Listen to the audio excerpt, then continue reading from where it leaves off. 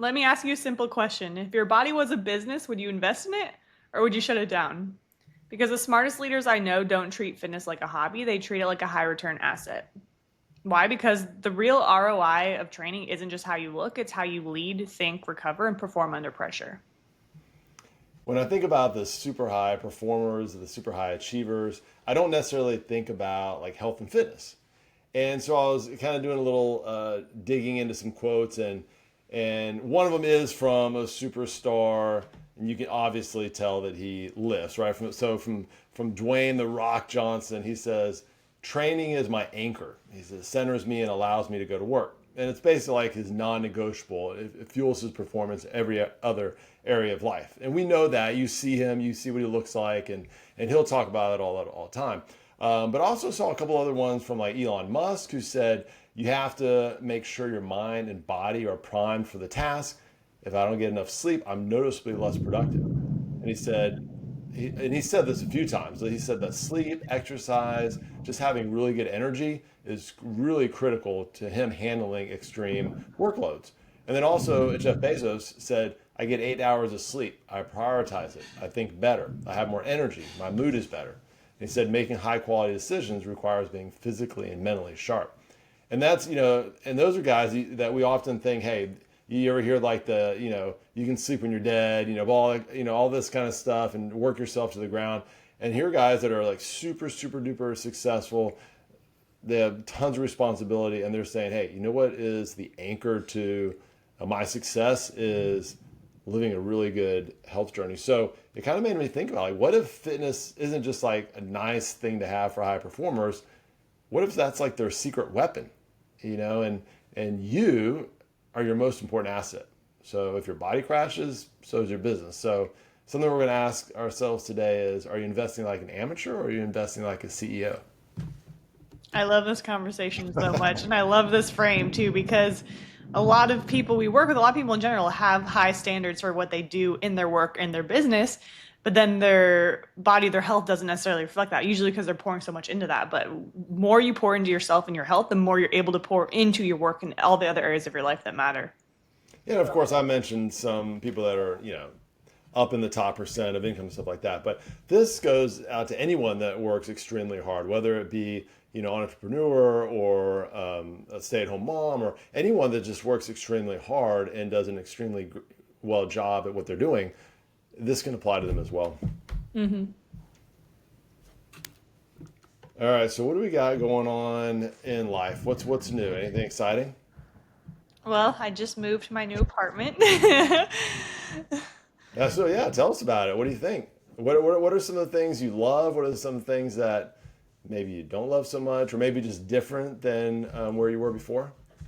Honestly, I love everything. I think the finishes of my old apartment and just being like I was right, like but in, basically from my patio was all nature. It was very peaceful and serene, and I was 5 minutes from a beach. But right now I'm closer to everything. It's already been so amazing just being close to all the action, volleyball, all my friends and whatnot. But yeah, overall, I love everything about it. The amenities are freaking insane here. Like the gym is legit like a full gym overlooking like this pond with like a fountain. Like it's crazy. Full gym and everything. So that's been awesome. And then you've got like bowling alleys, rock climbing, golf simulators, like just crazy shit that I'm never really going to use, but it's really cool. So, yeah. Now, so when you were looking for a new apartment, did you spend a lot of time looking at different places, or did you find this place and you're like, I love it, or Yeah, I toured everything downtown. Basically, I looked at everything in this general vicinity, just because I'm very particular about what I want. Just because I've gone the route of, yeah, I'm just going to save money and get a cheap place. But especially when I spend basically all my time here and all my work here, I realize how important it is to have a space that I truly love. And so, since getting my last place, which I loved everything about that one too. It's just like the wrong location essentially for what I need now. So, yeah, I just had very high standards. And so, this was really kind of the only thing that piqued my interest enough and kind of checked all the boxes. So, been very happy so far. so I'm curious about the gym. You said it was amazing, and compared to this is what I'm curious about. So compared to the other places that you looked at, is this something that you've noticed that is more of a trend now? Like the apartment complexes have some really nice gyms and like everything is kind of top notch, or is this just out of an outlier? Like you're just, oh wow, look at this gym. It doesn't compare to anyone else.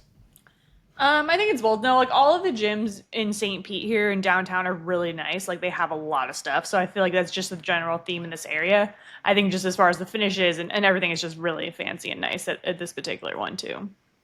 Yeah. So let's just be honest. That's pretty much all you looked at, and you're like, I'm sold, right? I don't even see the room. That's good. It was definitely a good selling point. I'll say that. Oh, that's funny.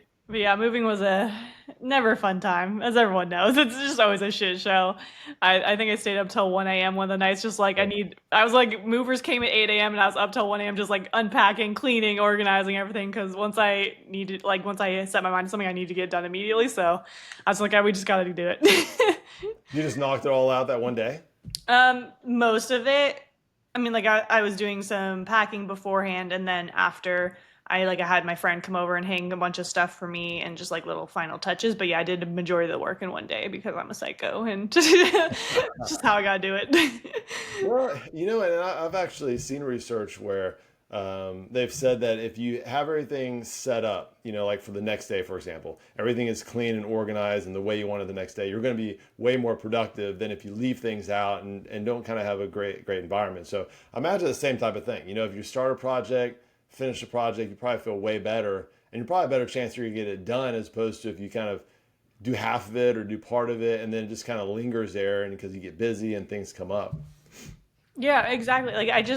I'm very particular about my space in general. Everything needs to be a certain way. And like, that was the mentality too. It's like, if I go to bed just knowing that I have to do all the stuff or just things are not clean and organized and I have to unpack, I'm going to wake up with more anxiety instead of waking up and be like, oh, I'm in my new place. Like, cool.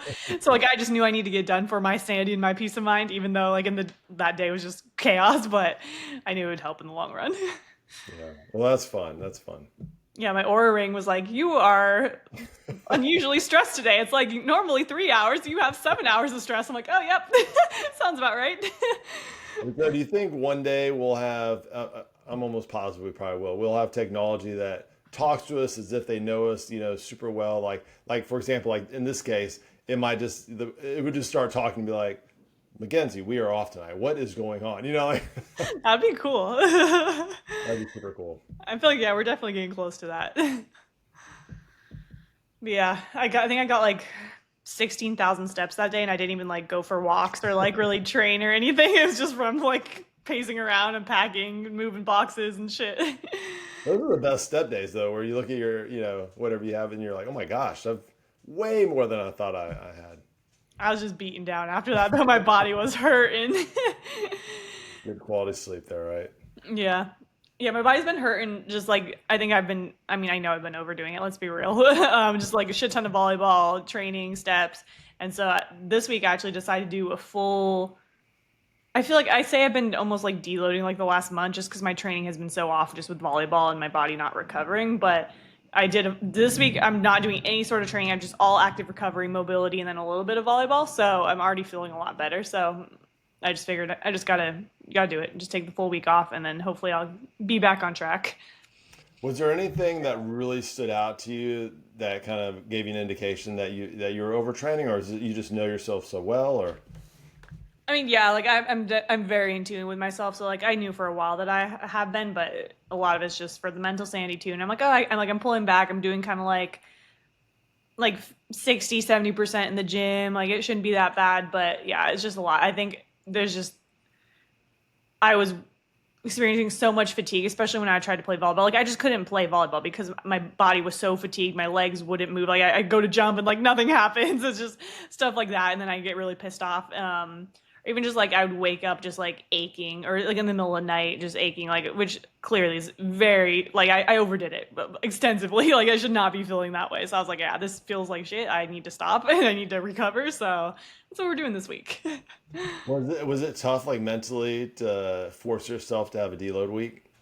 This time, no, because my body was so fucked and I just felt like absolute ass. So I was like, I need to pull back. Like, I want to pull back at this point because I hate feeling this way and I want to be able to go and play volleyball and perform the way that I want and all these things. So it worked out. Yeah, I think that's the hardest thing for me is taking time off. Even Hmm. though I know that hey, a couple of days, a week, whatever, is not going to change me at all. It's just it's really hard to be able to say, just take time off, you'll be good. Hmm. Yeah, for sure. That's why I like doing active recovery too. So it's not like I'm like taking the day off. Like I'm still going and doing stuff. Obviously, it's not quite the same, but yeah, I totally feel you on that. That's why I put it off for so long too, and that's why I got to that point where I was like, oh, I need to, I want to now. Well, and I think too, some people that do take that time off, the recommendation is not to just take time and do nothing, like sit around on the couch all day. You still want to be active. So like Mhm. when you go on vacation, if you're like, you know what, I'm not going to work out this week. Hey, that's awesome. But we also probably good for you to walk around a lot, or be active, play games, do stuff that's fun for you, as opposed to just laying there all day long doing nothing. Exactly. Yeah. And also speaking of the move, like when I moved in, I had to go and get groceries. And normally, I know we've had this debate in the past. I know you enjoy going to the grocery store. I despise it. But this is my first time actually going to the grocery store and shopping in a hot minute because usually I get them delivered. And can confirm I hate it even more now. It was it was awful. I thought about you as I there. I'm like, how does he enjoy this? Well, right away, I picked up on the word had. You're like, I had to go grocery shopping. Yeah. I don't know. I enjoy it. Like, I enjoy shopping for the food I want and thinking about the meals I'm going to have. And, it's peaceful. And, I love the marketing world. So I love, seeing labels and how they're marketing items. And I love looking at things that I would never buy, but just interested, in the different products and how they're selling things nowadays. And I mean, I love seeing I don't know. I love it. I have a great time. It's fun. Yeah, wish I could say the same, but hey, good for you. This is a debate that I love. I'm interested to hear everyone else's thoughts too. I love our clients who weigh in on this after too. Yes. Who is team grocery shopping, baby? Team delivery all the way. No, I mean, I'm willing to bet most people are probably more on your side. Especially if they can have it delivered and don't have to do that. But yeah, I have a great time with it. I enjoy Fair. I just thought it was funny as I was going through that. I was like, man, Lawrence would love this. I wish he was here doing this for me. it. I totally would have. You can stay there. I'll go grocery shopping. It's New fun. side hustle. Actually, I thought about that at one time actually. And what's funny is almost every time. So I go to the same grocery store like every week, the same time, and there's no one there. It's super early in the morning. It's just me, and I go through there, and they all know who I am, but they don't know my name. They know what I look like. Mhm. And almost every single time, they ask me if this is Instacart or something like Uh, that.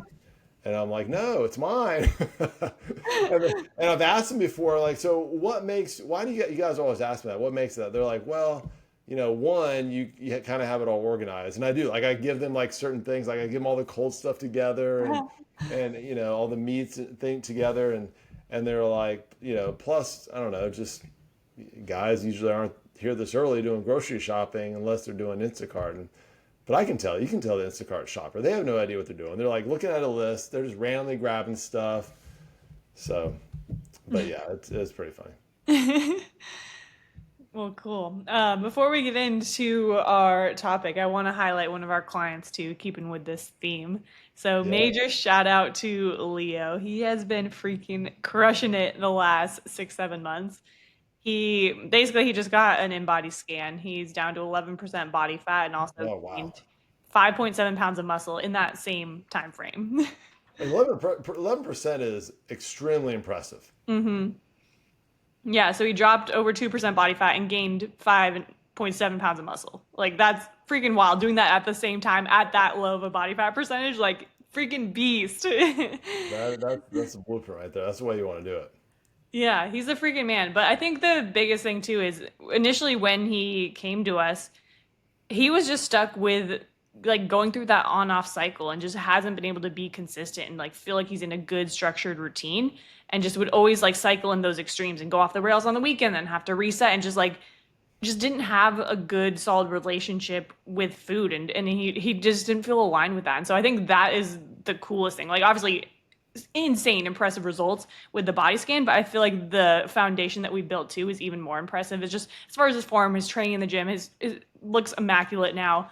He's lifting the heaviest he's ever had. He's running faster. He's crushing 200 grams of protein without protein powder, like eating very clean, loves all the foods that he eats, and just like has been so stable. Like he's just locked in like with his routine and being able to balance stuff on the weekends and family stuff and travel and everything without like cycling through those extremes and the on and off and just like having those crazy spikes in his weight. So like everything is so stable, so consistent and so enjoyable for him. So I think that is just huge. Well, it sounds like he's doing it in an extremely sustainable way so that it's not like this is going to go away or this is like a quick fix. He's going to be able to do this for the rest of his life. And I love at the end how he said he's enjoying it. He's having fun doing this. That's what it's all about. That's what creates the long-term results. And I think this is a good reminder too of why you can't obsess over the number on the scale. Because we were talking with him on this all the time. Like every week he's like, "Man, like I'm not seeing much progress. Like the weight hasn't moved." I'm like, "Bro, trust me, we're good." And so then I think once he saw the scan, he's like, "Oh, okay, it all makes sense. Like I see what we're doing now." So it's just a good reminder. You can be seeing amazing progress without the scale moving that much because his weight's been pretty like around the same range this entire time, but like insane results in his body composition clearly and his habits and everything else. Yeah, we like to use that scale so we can have that data, but and it's just human nature. We all do it. You look at that number and you get kind of obsessed with it, and then you start having goals. You're like, I want to get to this number, and sometimes we lose focus on one, all the other benefits and things that show up with other than the scale that shows that we're working hard and things are paying off. But also thinking about we really need to focus on all those habits and all those routines that we put into place every single day that'll get us to that goal. Yeah, so major shout out to Leo. Seriously, you have been a freaking rock star. You've been so consistent, so dialed in. Love seeing all of his progress. So major shout out, you're a beast. And yeah, excited to keep building on this. Yeah, that's awesome, Leo. You're doing phenomenal. So let's talk return on investment because fitness has a higher ROI than almost anything else you can do. It's going to give you mental clarity, being able to make sharper decisions, avoid costly mistakes, emotional regulation. You don't take stress out on your team or your family because you've already handled it with yourself and just like a lower stress baseline, confidence, just real true self belief, self trust that shows up in how you carry yourself in work, in negotiations, in relationships, everything in between. And then just energy too, just better blood flow to the brain, better cortisol regulation, just showing up more energized, not hitting that midday wall. So these are all super important things that come from fitness that translate over into what you're doing work wise and everything else. Yeah, and I mentioned earlier just some examples, but I mean, we hear this from the top performers all the time, right? That the gym isn't just about fitness; it's really kind of an anchor for everything else. And when you train consistently, or when they train consistently, their day has that structure, and they're more focused. They're less reactive, which is probably very important, and just simply more present to what they want to accomplish that day. And it's not going about like super intensity, super hard, just going all out every day. It's the consistency. It's about showing up. So, it's kind of like the idea of like when you show up for yourself physically, you're going to show up better everywhere else. High achievers treat training almost like a reset button, right? For their mind, emotions, energy, and that discipline, it just carries over into all their business, their relationships, leaderships, and it's really about carrying on that momentum. All right, so the next point I want to make is we want to be able to train like a CEO, not like an influencer. All right, there's a big difference between people that really know what they're doing and people that are just showing off for the camera to trying to get you to do something or buy something, right? So the best leaders that we've ever worked with, right, they don't treat training as something that's optional. They treat it like a revenue generating meeting, right? And why that is our physical state drives your output, right?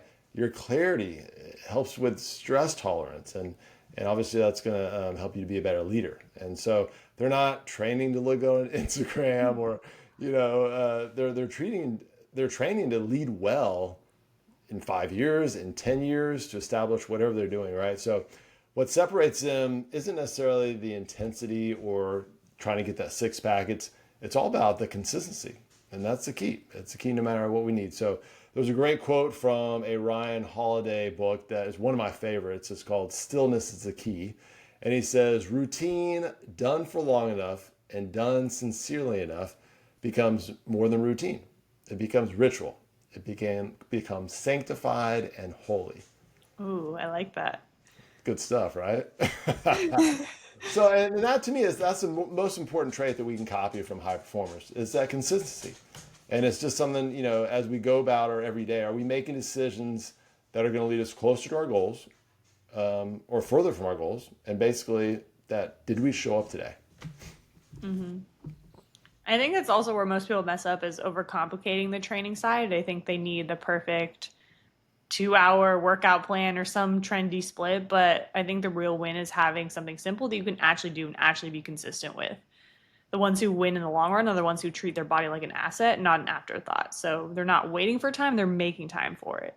And usually that looks like scheduling workouts like meetings, sticking to fundamentals, just lifting, moving, making sure we're recovering, getting sleep, focusing on the right foods, and then protecting their energy the same way they protect their profit margins. Because if your body crashes, everything else is going to follow. And so I think a lot of cool ways to help with that too is just be very specific with your planning, what you're doing, put it on your calendar, schedule that all out. Um, like treat it like a normal business meeting, like we said, and pick what day, what time, put it on there, let everyone know, like, hey, I'm not available at this time. Like, really make it a non-negotiable. Do you want to do the next one? Because that was kind of your point. Oh, yeah, I didn't put my name on it, so I didn't think I about know, that. I didn't realize that. Yeah, I really think being super specific with your time is so important. And especially if you're having a difficult time getting those workouts in. You're like, "All right, okay, I want to set up my workouts. Let's say I want to go 3 times this week. If you just say, I'm going to go 3 times this week, well, that could get lost in all kinds of stuff, right? But there's a big difference between that and I'm going to go on Monday, Wednesday, Friday at 9 a.m. And these are the workouts that I have planned to do it. Much Mhm. better chance to get that. So, and then, once you start getting into the routine and rhythm, you have to remember that you're not going to show up or you're not going to get the results like overnight, right? And it's the same type of thing with business. If you're an entrepreneur, you open up business, you start a business, you're not going to be a billionaire overnight. All those people that I mentioned earlier, went through a lot of failures, and we've seen pictures, videos of all those guys just doing, working super hard but getting nothing out of it, right? And so I was kind of thinking, it's kind of like planting a seed, right? You have to give it time to grow. We go out there. If you go, I have a garden, plant the seed, and you have everything set up perfectly. You water it every day. You're going to see nothing. Every time you go out there, you see nothing. You see nothing, and you just have to trust the process. Keep working at it. Keep showing up, like I said, every single day, and then all of a sudden you start seeing that plant grow and blossom, and that's when it really takes off. But it takes a lot of time. Yeah, I love that visual because we can all understand that when you're going and planting the seed and waiting for it to grow and prosper and just see that progress. But then when it comes to our fitness journey, then we're like, I want six pack immediately. I did abs once. Where are they? I know. I mean, I get it. I'm the same way. You do something, you look at it, like, come on, man, come on. All about that consistency, though. Yeah, it is. And then another thing I was thinking about too is when we're making the decisions every day. I kind of mentioned this earlier, and I've talked about this before. I saw this really cool idea. Is like when you're trying to make a decision, think about your future self, and you can be even specific with that, right? Like even like this day. So like I wake up, I do something in the morning. Let's say you're planning on what you're going to eat for breakfast, and you're like, okay, what I'm going to eat now is my like 11 a.m. self going to be excited and happy and appreciative that this is what I ate for breakfast. Are they going to feel good? Are they going to be productive? Are they going to have high energy? Is my 6 p.m. self going to feel good? What about, night self? There's an old Jerry Seinfeld clip where he's talking about how night self hates morning self because like night self's like, hey, I'm gonna go out, I'm gonna party, woo, have so much fun, and then morning self, is like, oh, I feel awful, and he's like, he can't do anything to night self, so he's just miserable and so kind of not relying on the emotions, but just kind of giving yourself the time and space to think about what is this going to look like for me in the future, and not just 10 years down the road, 5 years. I'm talking about like today or tomorrow. I really like that reframe. I feel like that paints such a good picture. And you can really go and picture, like, all right, if I take this action, what is it going to look like for me? And then you can make the decision whether or not you want to go and do that or you want to adjust it or not do that. So I think that's super cool. Well, and you give yourself the time and space to do that, and you still want to go through with it, and you're like, hey, you know what? I thought about it. I know it's not going to be great for my 11 a.m. self, but it's worth it right now. You're going to feel a lot better about it. You're not going to feel guilt about it. And you're like, all right, I did it. I made that decision, and we're moving forward, and we'll just deal with it. Yeah, you're giving yourself space to like just feel it out and make sure that you're doing the right thing, whether like just for what you need in that moment. Yep.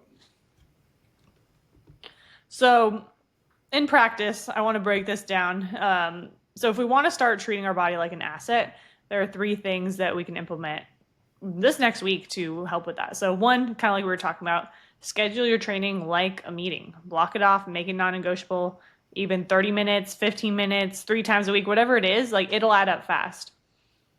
Number two is going to be to simplify your plan. Do full body workouts, do a walk after lunch, do a short stretch before bed. Those small, manageable actions are what's going to build over time and create the true change long term. And then three is just stop chasing hype. The flashy stuff isn't going to move the needle.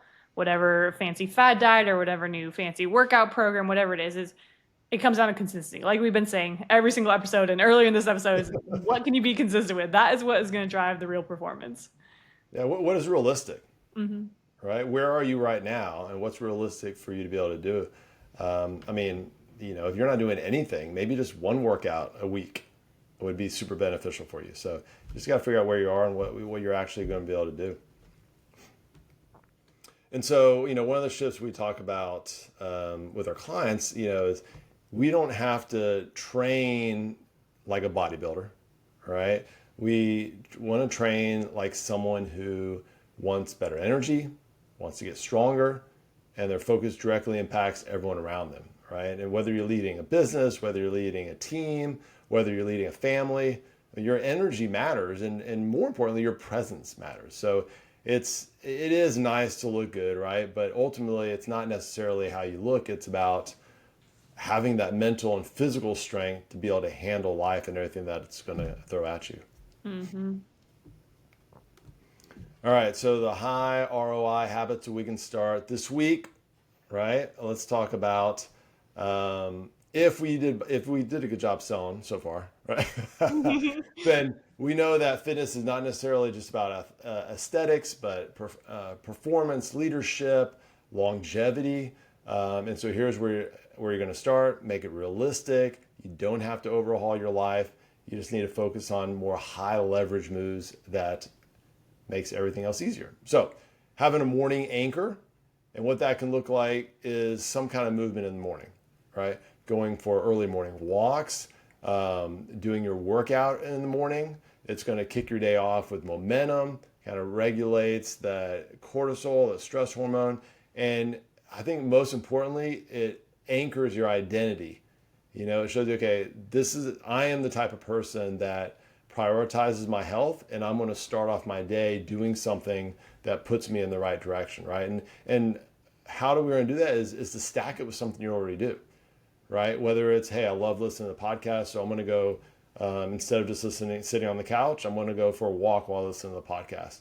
I'm going to drink coffee, and then I'm going to do a body weight workout, while I'm drinking my coffee. There's this guy that comes to the gym every morning, and he brings his coffee into the gym. He carries it to every machine that he does. He drinks his coffee, and he leaves drinking his coffee, And so, like, a part of me imagines that at one time he wasn't working out. He would just drink his coffee in the morning. And it's like, you know what? Maybe I should go work out while I'm drinking my coffee. Right. Yeah, and I think one thing with this too is stacking something in the morning, having that morning anchors. When you start your day with something that's aligned with the person that you want to be and creating that new identity, you're going to make better decisions by default the rest of your day. When you start your day off with that win, whether it's a walk, a workout, or eating a good high protein meal, you're automatically going to make better decisions throughout the day. Oh, yeah. It's just like a domino effect of awesomeness. I love that. All right, the next one is the CEO meal rule, right? And this is really just, let's make it simple, and build every plate around a protein, right? Have some kind of fiber and some kind of healthy fats. That's a really good way of doing it, right? And so balanced meals are obviously going to give you way more focus, fewer crashes, less decision fatigue, right? And so I'm just going to give you a couple of examples. So think like an animal protein. some greens, and a little bit of extra virgin olive oil, right? Or animal protein, berries, and avocado. Something that's very simple, repeatable, gives you a high output, really easy to do. You don't want to overthink it. If you talk about people like Zuckerberg, I think is a good example. He wears like almost the exact same outfit every single day. And when they asked him about that, he's like, "That's one last decision I have to make. Like, what do I care what I'm wearing? Type of thing." And so again, yes, there might be people who love to go grocery shopping and look at all the different food out there, but most people are like, I just want my meal right here. I want to eat it, I want to enjoy it, and I want something to be good for me. So make it simple. Don't overthink it. Protein, fruits or vegetables, and you're good to go, right? Yeah, that's funny you say that. Hermosi does that too. He wears the same thing every day. His wife beaters, hat, flannel. Yeah, and I mean, a lot of the high performers do that, and it's again, they all say like, "Hey, we're just trying to say time to them is money, right?" And so they don't want to waste their time figuring out what am I going to wear every day. Yeah, I think when it comes to food too, this is where meal prep can be super helpful too. It just takes that guesswork out of it, especially day to day. Like you have everything prepped, ready. You don't have to think about it. You just grab it, eat it. You know it's aligned with what you need. So I feel like that's another hack too that can save you time and energy and just take some of the decision fatigue out of it too. Next up is walk and reflect. Love a good 10-15 minute walk after lunch or after any meal or any time that you have a break during your workday. It'll help boost digestion, overall clear mental fog, and just improve insulin sensitivity.